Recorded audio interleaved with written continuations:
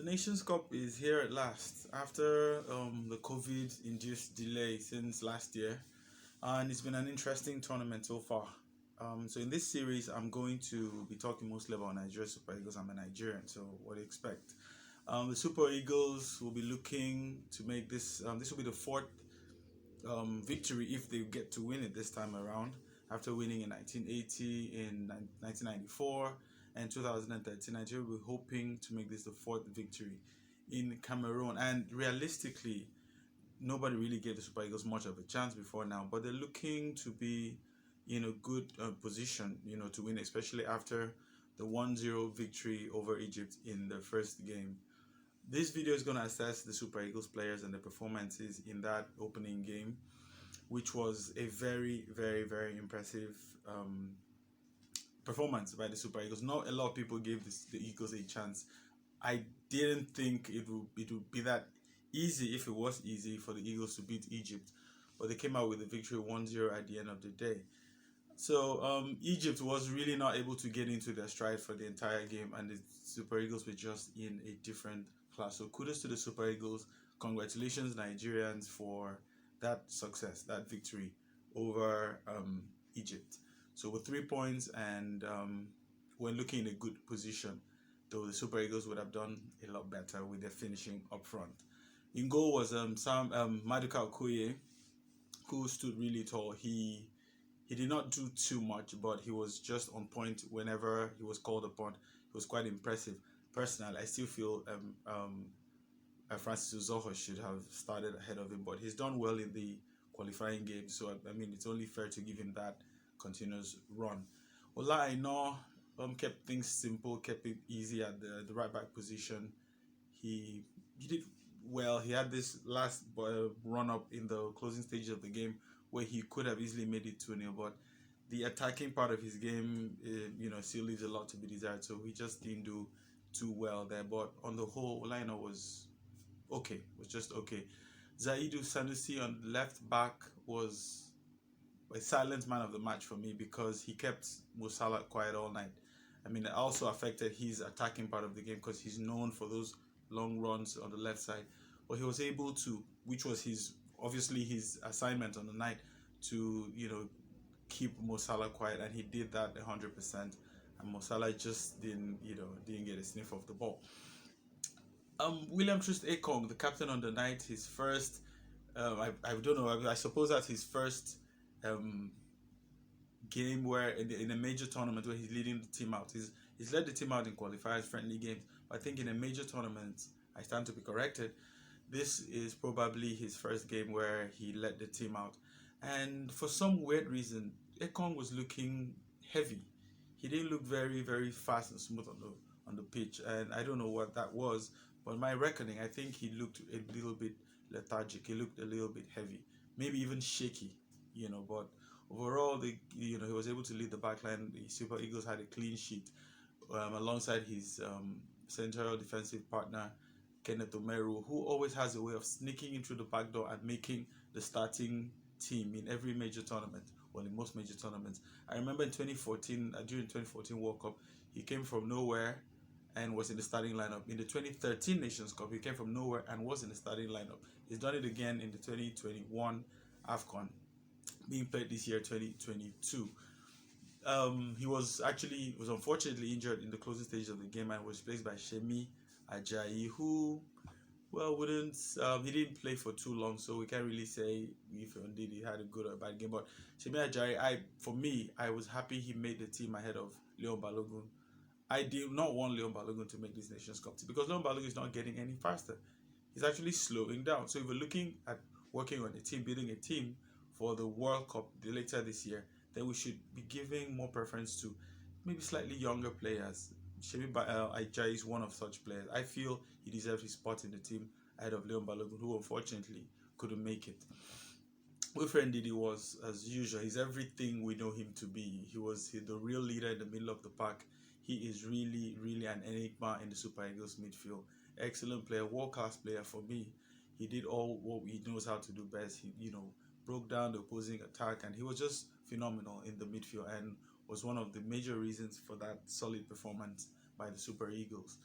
I have my reservations about Joe Aribo, but he really impressed against Egypt. He did all the basic things right, including providing that assist for Kelechi and Acho's brilliant goal.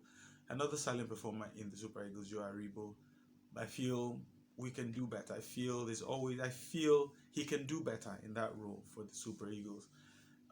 Samuel Chukwueze had a bit of a subdued performance, which I feel like after a long injury layout, he's still trying to regain his best form. I believe and I know he will get back to his best.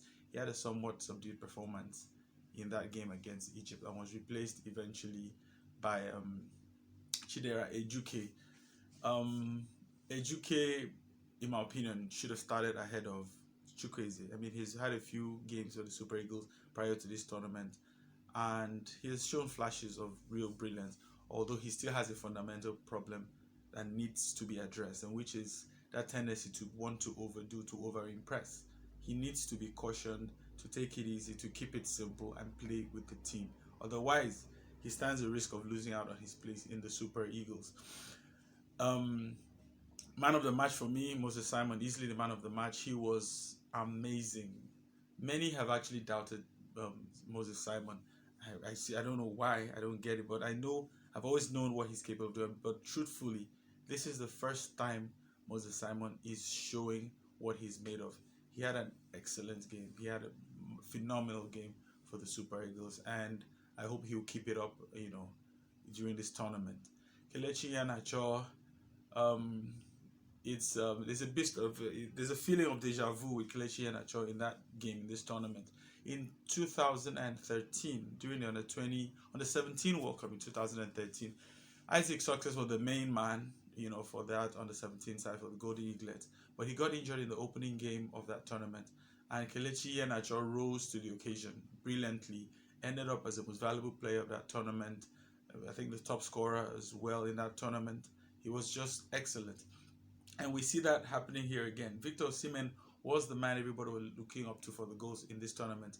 But unfortunately, the eve of the tournament, he got injured, he had COVID, and so on, and just couldn't make the team. And again, we saw Kelechi Iheanacho rise up to the occasion in the opening game against Egypt.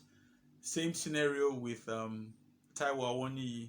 When Isaac Success picked up that injury in the opening game of the under 17 World Cup, Taiwo Awoniyi, was now drafted into the team as his replacement, and we've seen that happen again this year with Osimhen. Taiwo Awoniyi was the one who was given the go ahead to replace um, Victor Osimhen, and he did fairly well. I admire his strength. I admire his tenacity. I admire his willingness to run, chase every ball, and I'm sure he'll, once he starts getting the firing line, he'll be fine. Umar Sadiq replaced Awoniyi in the latter stages of the game, and I must say he looks a much improved player, a much more composed player than the player I saw in 2016 during the Olympics. The Nigeria won the bronze. I didn't have a lot of faith in him. I still feel, and I still feel there's still a couple of other players who deserve to actually be in that team ahead of him. But he wasn't bad at all. He didn't do badly. I mean, he didn't get a lot of time, a lot of service, but he was okay. I've seen a much improved player, I have to say once again, but I still feel there are other players who will do better. Alex Iwobi and Kelechi Nwakali um, also came in the substitutes in the closing stages of the game and didn't have a lot of time to leave their mark on the game. But I am very, very elated. I'm very, very happy to see Kelechi Nwakali back in the Super Eagles because that team needs more players like him. That team deserves all the creative players it can get, and Kelechi Nwakali is one of such players. I believe he will be a very, very useful addition to the Super Eagles in this tournament and even ahead going to the World Cup and beyond. He's a very talented player. He's just had a very one of those players who's been very unfortunate in his club career. He has not really developed or grown like what it was expected of him, given the talent that Kelechi Nwakali possesses. But I hope this is the start of good things to come in his career. Alexi Iwobi will come good. He's just suffering a loss of form and inconsistency at his club Everton. But I believe in Alexi Iwobi. He'll get his groove back. I must also give maximum respect and kudos to Austin Iguavon. Amazing. He did an amazing job. I had my fears concerning his appointment because I don't think he's been very much in the thick of things on the sideline, like in coaching from a coaching perspective. But I must admit, he set up the Super Eagles much better than General Raw. To be honest, the guys chased down every ball, every first and second ball. The guys were full of spirit, were full of energy. They gave that team their all. There was a sort of lethargic outlook, disposition to the team during General Raw's regime. But in his first game, Austin Eguavon's team was absolutely wonderful, absolutely marvelous, and I give him full kudos for that. The Super Eagles showed exactly what Manchester United is lacking right now. Maybe Guavon should be contracted to go give the Manchester United team a pep talk. So the Super Eagles now have the most difficult game of the group out of the way, and it suffices to say that players must keep their focus. They should not let this get into their heads, and they shouldn't. They should just keep it cool, keep it calm. 3 points in the bag, one win in the bag, two more games, and we're through. All they need is another victory to get through to the next round, but they just need to, win it all to boost their confidence getting to the next round of games.